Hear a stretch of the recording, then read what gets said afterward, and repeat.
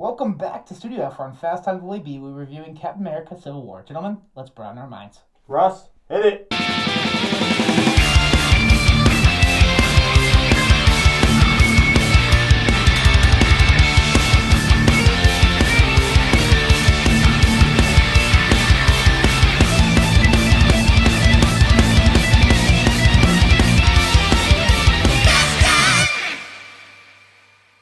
Welcome back to Fast Time Willy B. I'm Willy B. I've got Drew and Kory with me once again, and we've got some guys from Civil War with us here. But we're going to talk about Captain America Civil War. Came out in 2016. We were talking about it. Great year for movies. And this is no different when you're talking about some of the best that came out that year. We got the Russo brothers again. Cast everybody is in this one. Cast everybody in the Avengers. Yeah. Yeah, basically. I mean, it's Avengers 1.5. Yeah, it really is. 2.5. Yeah, 2.5. because this is right after Age of Ultron. I mean, it's a direct follow-up to Avengers Age of Ultron. It is, too, yes. With the Sokovia Accords. So. But we'll start with the good, and I'm going to say the same thing I said for the last two. Just about everything is in the good. Actually, for this one, I'm going to say everything is in the good. This is my favorite Captain America movie. I'm going to start by saying that. Absolutely, same here. I can't say that is the same for me, but I have reasons why. Okay, that's I fair. respect that. We'll let Kory pop off later, but yeah, man, if this was an Avengers movie, it might be rated high as an Avengers movie for me.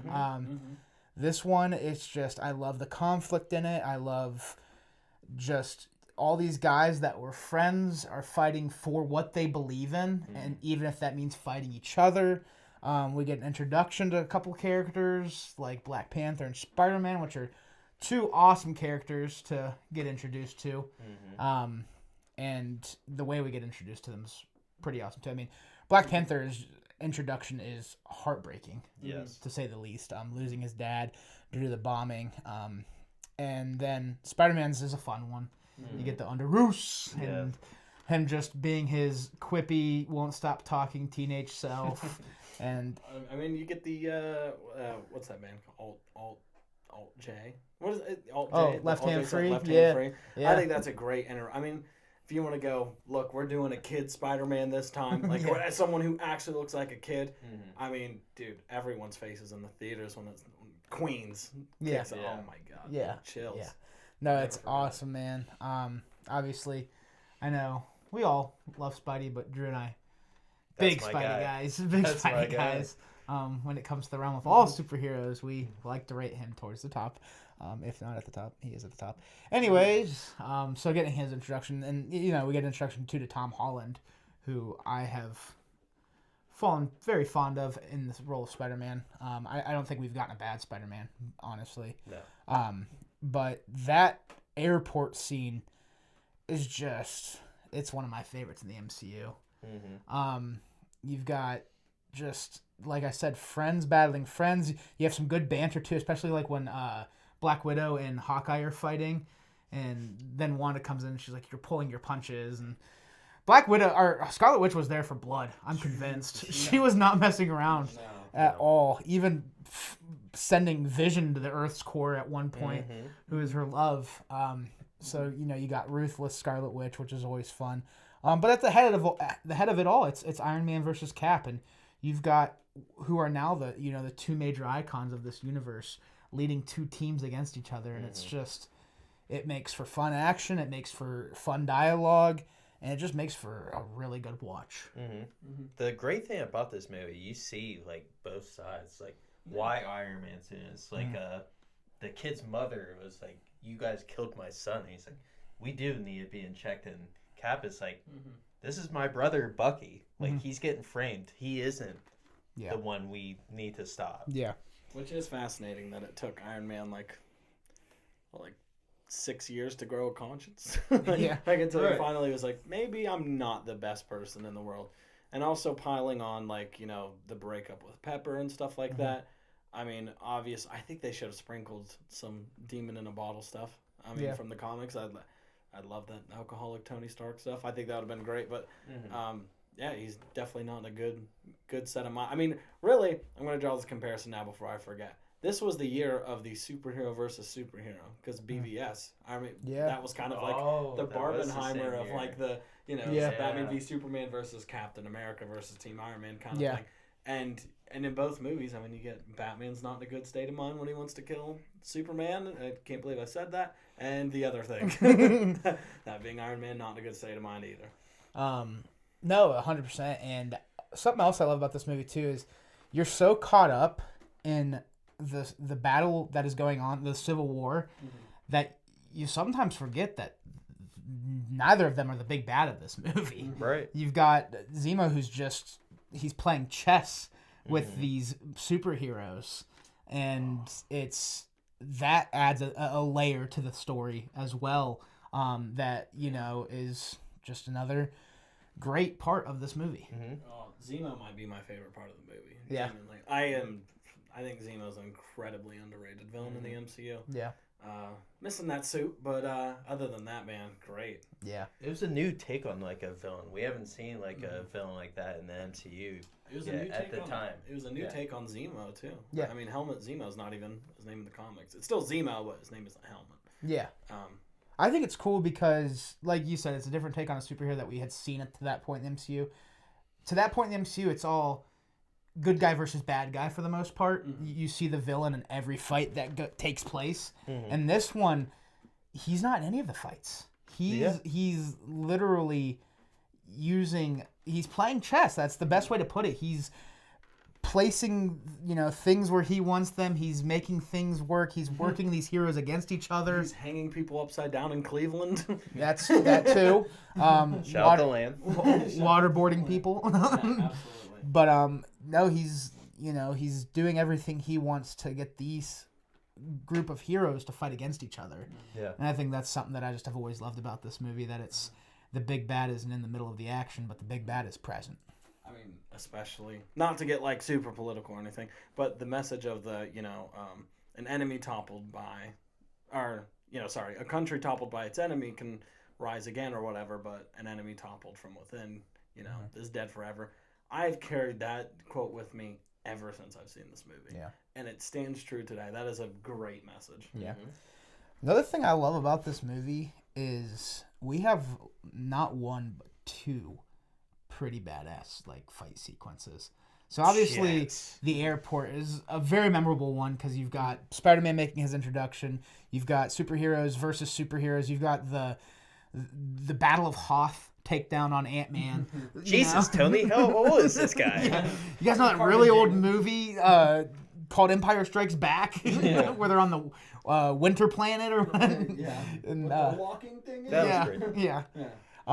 So that scene is obviously very memorable, but then the ending of this movie is you find out Bucky was the one that ended Mr. and Mrs. Stark, and Tony just lets loose. Bro, when I saw this for the first time, my jaw dropped. Yeah. I did not see that coming at all. Yeah. I mean, some of my favorite lines in the MCU from characters comes from this movie, both The Winter Soldier and Iron Man. When Iron Man says, "I don't care, he killed my mom." Fantastic delivery. And then Winter Soldier, whenever he says, "I remember all of them," while he's getting choked. Yeah. Dude. Yeah, pretty heavy for a superhero. Whenever superhero movies get real like that, oh my god. Yeah.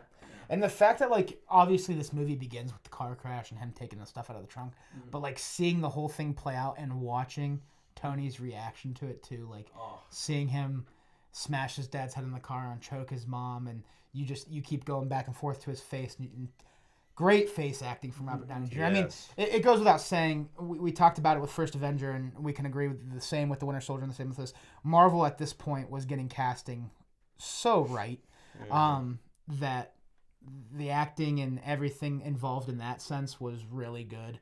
And this one, again, I mean, I don't have any gripes with any of the acting and any of the casting. No. And I mean, we've obviously, at this point, have had Cap and Iron Man for almost a decade. Well, not almost a decade. 5 years for Cap and 8 years for Iron Man at this point. So they were pretty well established in this movie, but I'm going on to say the casting for some of the other characters as well. But yeah, man, just that final scene, and it's brutal too. Like yeah. they weren't holding punches. They were full blown swing. I mean, he takes Bucky's arm. He gets Bucky the arm from Bucky, and that basically makes him with the chest beam too. Yeah.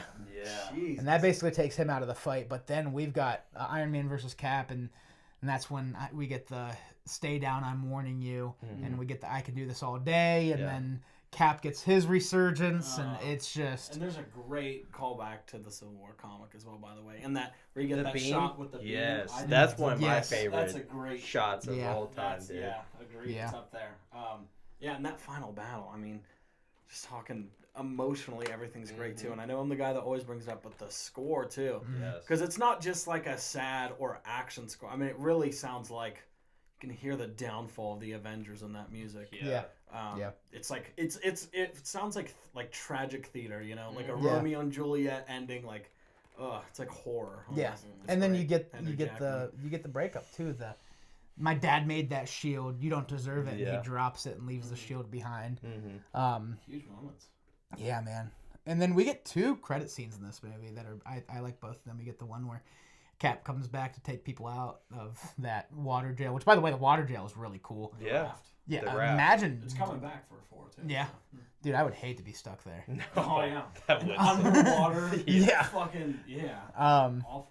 And then we get Spidey just playing with his tech, which is fun. Oh, I love seeing. I wish they brought that light up again. Yeah. Because like the first time I saw the Spidey light situation, the Spidey whatever you want to call it. Yeah. From like the '90s cartoon, he's in the water, and I love that little spider logo on the ceiling. That was when I was like, oh, it feels good. Yeah. We're getting the Spider-Man stuff, dude.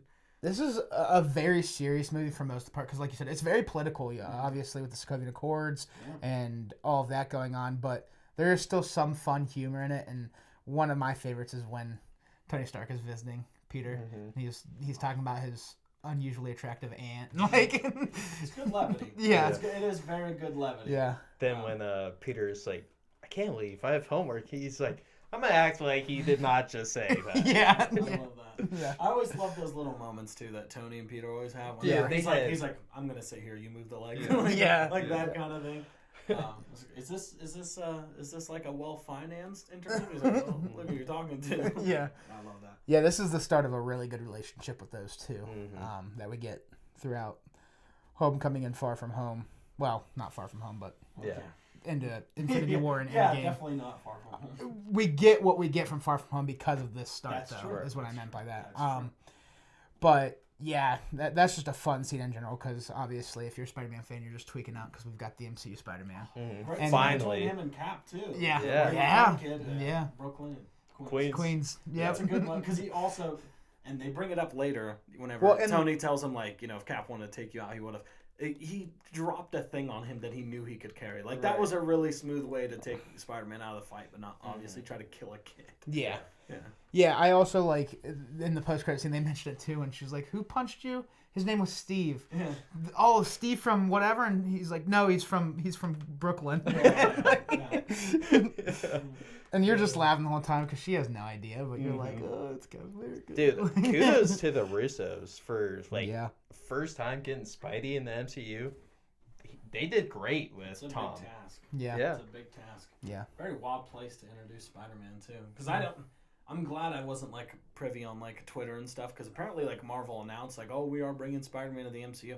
I didn't know any of that. I just know one day I watched a trailer and I was like, that's fucking Spider-Man. Oh, I didn't watch the trailer for this one. Oh, really? When I first watched this, I heard Under Roost, and I'm like, when the hell are they bringing it in? And I saw Spider, I was like, well, I mean, obviously you got the meetup, but I didn't know when to expect him to swing in a suit for the first time, and I was like, oh shit. That's still one of my favorite Spider-Man suits of all time. I mean, that's probably my favorite Kirby Tom Holland outside of the end of No Way Home. That's what I'm saying. Yeah. Tom Holland suits, that is my favorite Tom Holland suit so far. If you take out I love the final swing in No Way Home. That vibrant blue, and that's, I want to see that in Spider-Man 4. I can't wait to see that suit. But yeah, as far as like what we got like in most of a movie, this is 100% the best suit. Yeah, I would agree with that. Absolutely. What else we got in the good? There's a lot of good. I love seeing Ant-Man. I love Ant-Man, man. Ant-Man's funny. Paul Rudd's the man. When he's big, that's just it's a chaotic scene. You know, it's so fun. I like all the scenes we get to see because the Avengers are now like an established. You know, the Avengers are established. So you get the scenes where they're like, you know, conversating about what they're gonna do with the Accords and stuff. So it is nice to see them bounce off of each other. Yeah. You get to see kind of the dynamic where Vision like sits in on all this because you know he's a new character. Yeah. That was his first movie outside of Age of Ultron. So I think all that stuff is great. I forgot to bring up that Peggy dies in the movie. Yeah. That's pretty sad seeing Steve cry while carrying a casket. Yeah. Oh, Yeah. rips your heart out. He moves on pretty quick though. He does. To who? To who? Yeah. To who, Will? Who? Peggy Jr. No, I'm kidding. That's a funny scene too. The niece. Yeah. Niece. I will say that I do love that scene though. It's that creepy relationship is worth the scene where Winter Soldier and Falcon are sitting in the car and they both. Yeah. That's our boy. Yeah. That's our boy. I love that little trio in this movie. Yeah, that is a really Winter good Soldier, trio. Cap, and Falcon. It's just a fun one. Absolutely. Yeah. As far as sorry to keep talking, but You're good. I gotta bring up. I also think that this is, as far as the MCU goes, I think that's the best Black Panther stuff too.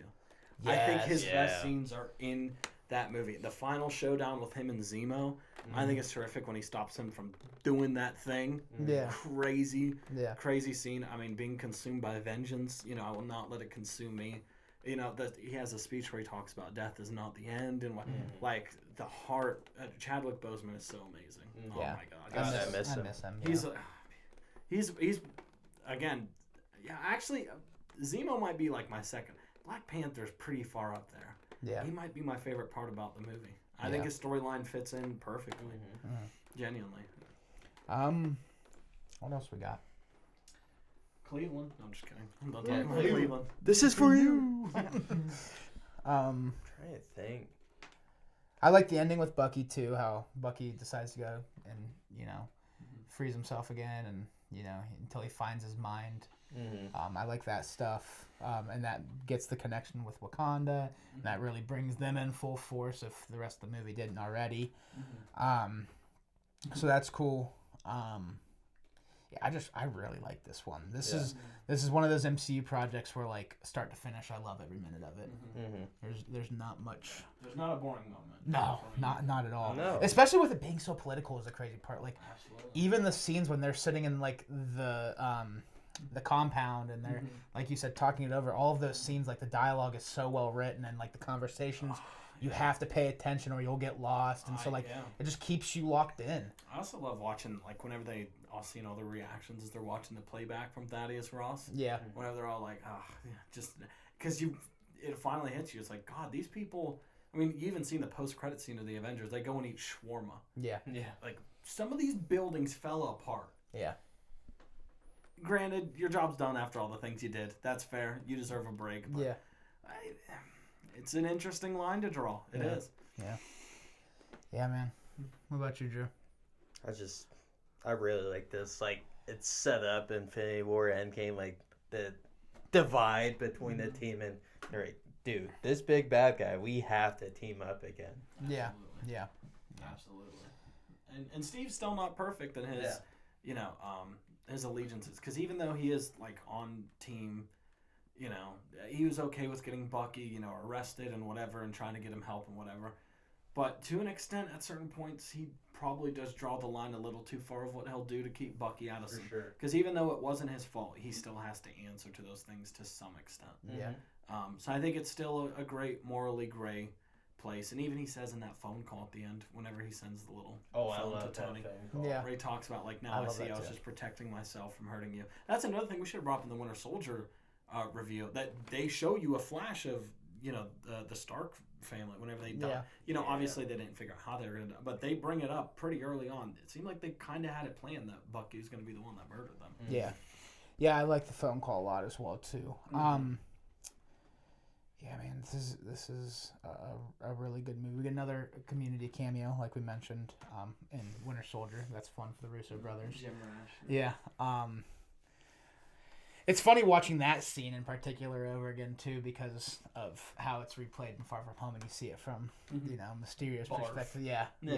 But that's a cool scene in the sense, like, go back and relive these tragic memories and get to say goodbye type of And then he funds all the projects. You gotta love that, right?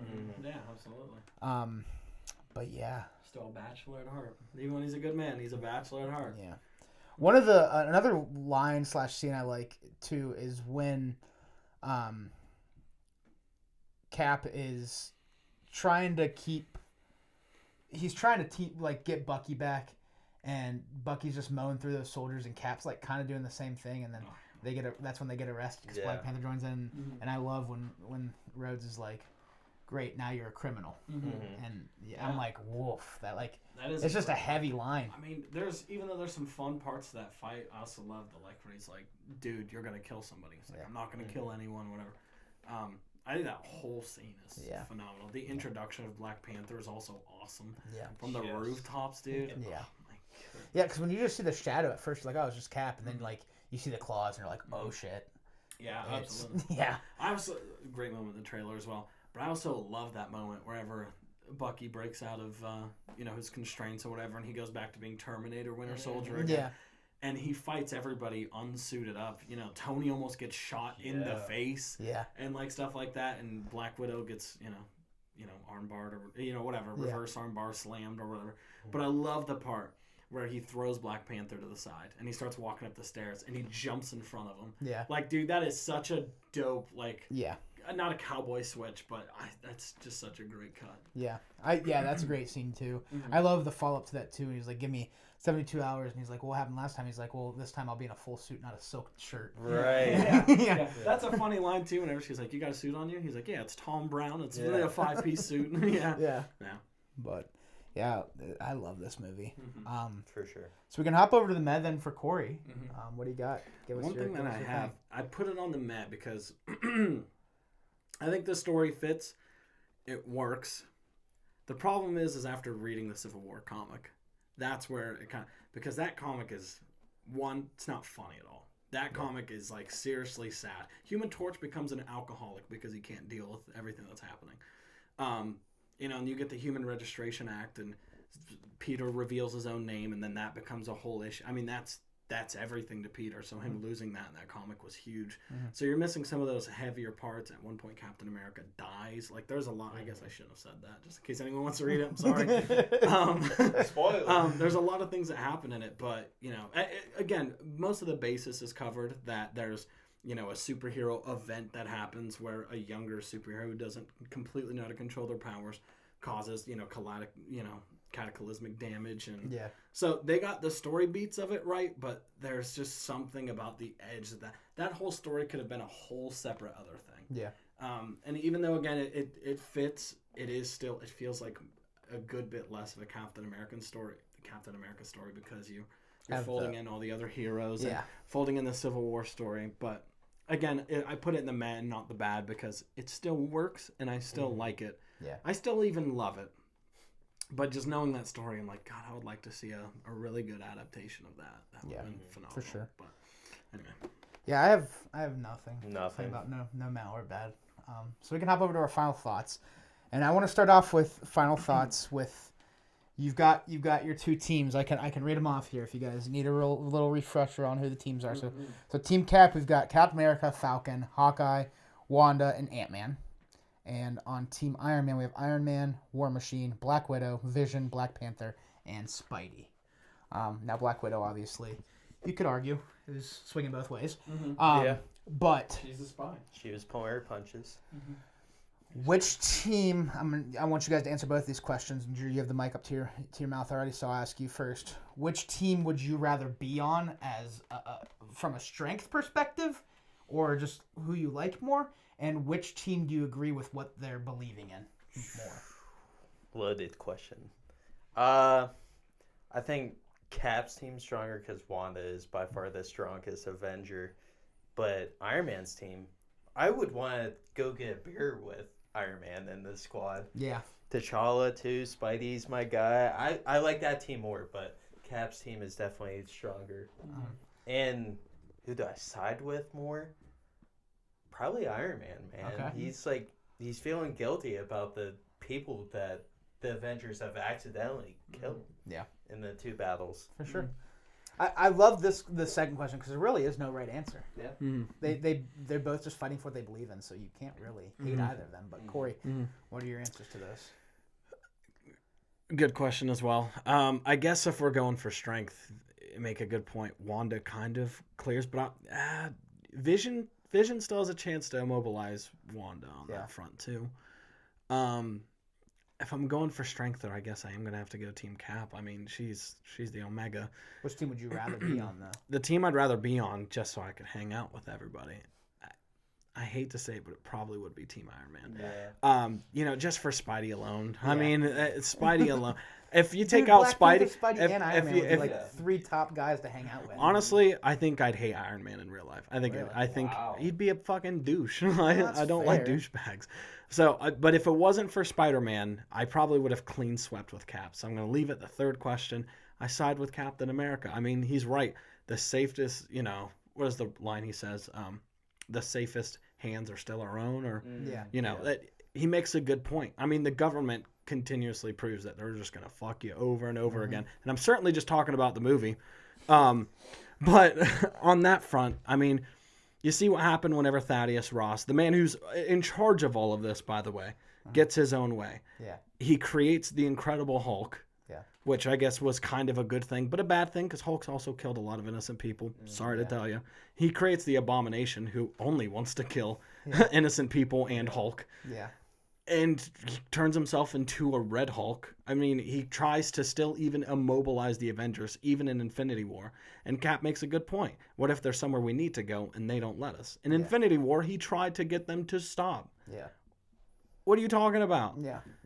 So I think Cap just has the right of way there. And again, protecting his friend, it wasn't Bucky. Yeah. It really wasn't. Yeah.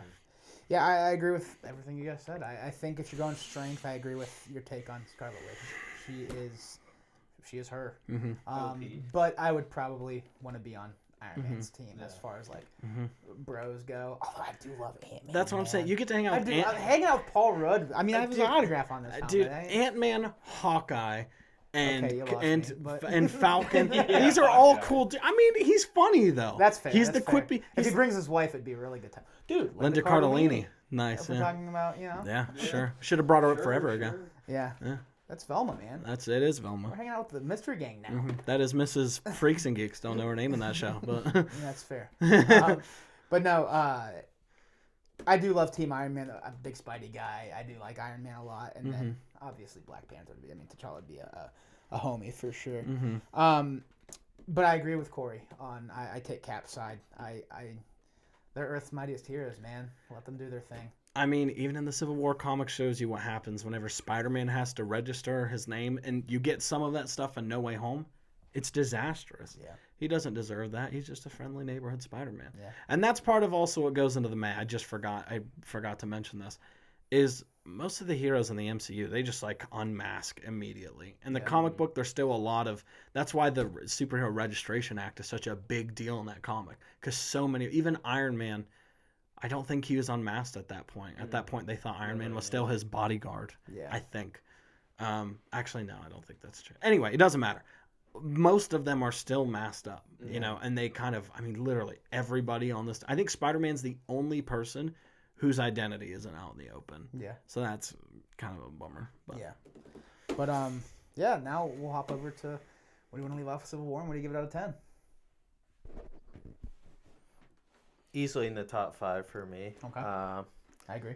Now, it's so close to a 9. Actually, 9 out of 10 for this one. 9 out of 10. Okay. I like it. For me, this movie, believe it or not, is still in my upper echelon. This is still a top 10 MCU movie for me. I still love Civil War. I still think First Avenger is a better movie, but if I'm rewatching one, I'd probably rather watch Civil War. Just because it's fun, man. Yeah.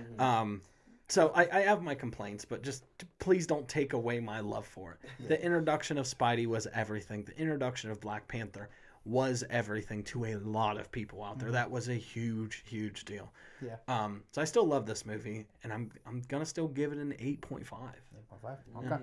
So for me, this is, I agree, top 5, probably top 3 for me. This is one of my MCU 10 out of 10s. Yeah. It's one of those movies start to finish. It's one of those ones that if I'm not revisiting for content, it's probably one of the first few I would revisit. It's up there with the Guardians of the Galaxy for me. We know how I feel about No Way Home. But it's just, it's so good. Which we have a review out that people should check out. Yeah, for sure. Yeah. I think this is, with the Spider-Man movies and those are the only MCU movies outside the new releases, we have a review for the Marvels and Deadpool Wolverine. Deadpool Wolverine. Deadpool Wolverine, yeah. Good. I got the better one. Let's be real. Must be nice. Good. It feels great, Drew. Feels great, Drew B. You got I got the rewatches. You got the Raimi trilogy. Yeah. I mean, I can't complain. I'm a blessed man for the Raimi movies. That's a fair argument there from Kory. But no, this is just Civil War is one of those movies I love. Great year, 2016, man. La La Land, Civil War, Deadpool, The Nice Guys, and horror. You got Conjuring 2. Sorry, Drew. Yeah. I will visit that one. There's just a lot of good movies in 2016. Just that year in general. That's everybo's favorite year. Yeah, that was like one of my favorite years too. Yeah. Indians blew it. Yeah. But no, 2016. What a time to be alive. What a time to be alive. That'll do it for Captain America Civil War. Thank you, fellas, for coming on. Thank you all for watching. If you like what you're watching, check out some other videos. Hit the subscribe button or follow the social links down below. Go check out Drew's channel. It will also be down below. And we've got Brave New World next, so please stick around. We'll talk to y'all soon. Peace.